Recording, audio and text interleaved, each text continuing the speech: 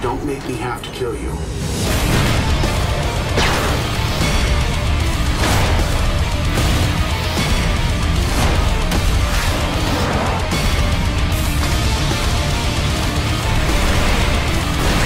Tony, tell me you made it in.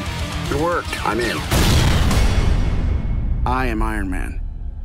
When it comes to Iron Man, not only does the movie get a sequel, but so does the video game. Now, unlike the movie, the 2008 game was a bit of a disaster, and the sloppy retread of the movie's narrative was where it started to go wrong. This time around, the game functions as more of a follow-up to the movie, and was written by the scribe behind the Invincible Ironman comic, Matt Fraction.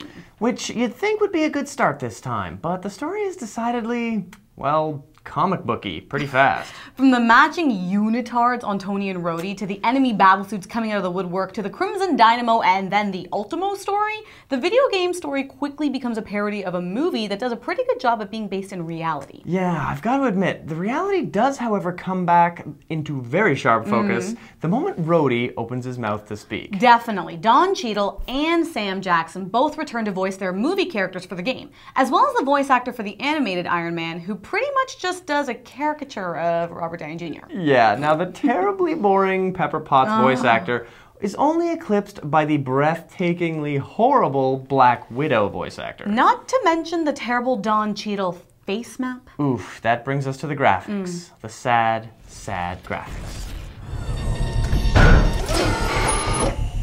When will the suit be finished? Roxxon always fulfills its contracts, General Shuttleoff, to the letter. And Stark? A known unknown. I know what you're looking for.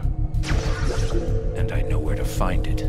So, it turns out the slickest Iron Man 2 video game trailers we got to see were not in-game renderings at all. The in-game graphics and even the cutscenes are all low-res, blocky, pixelated textures on the main characters. Oh, for heaven's sake, it's the easiest texture to do. Metal. It was the first photorealistic texture done right, and Sega managed to ruin it. Not to mention the faces on the characters. Rhodey looks like a monster, and Tony isn't very much better. Oh god, now beyond the characters, there is such obvious foreground, background texture shifting as you get closer. The landscapes, oh my god, I thought I was seeing a bug, but it just kept happening over and over. It just smacks of lazy craftsmanship on a rushed game. Now, I didn't even feel like I was playing a next-gen console, and in fact, I think I got more enjoyment out of playing this on the Wii in 2008 than I did in the PS3 version in 2010. If the opening title screen was not so frackin' gorgeous, it wouldn't be so painfully obvious that this game just looks terrible. Absolutely. 5 years ago, this might have been an acceptable quality, but it's just not up to what we know 360 and PS3 can do. Let's show them how we do it.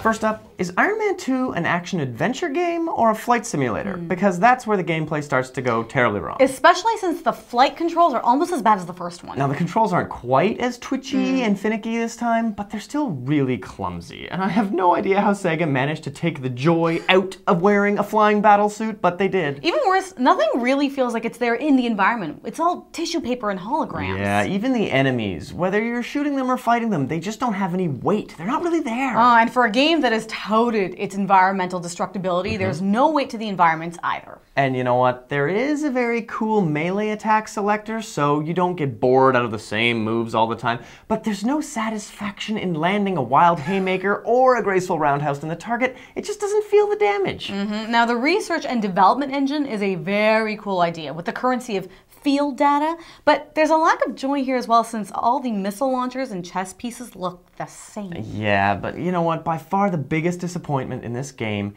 is with that huge haul of armor to unlock, there's no multiplayer function. I know, with promotional art that is so deliberate to focus on the Iron Men you can play, how did Sega resist the urge to have co-op levels or even a one-on-one fighting function? The only thing Iron Man 2 offers is a single campaign you can finish in less than 6 hours. And then there's really never going to be a reason to pick this thing off the shelf ever again. So unless you're a hardcore collector, Iron Man 2 from Sega is at best a rental, if for no reason other than morbid curiosity. Don't even rent it.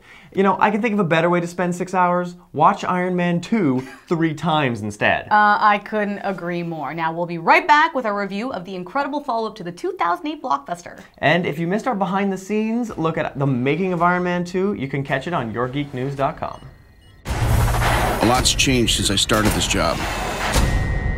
Threats have escalated. Wars have expanded. And my enemies, they're more deadly than ever.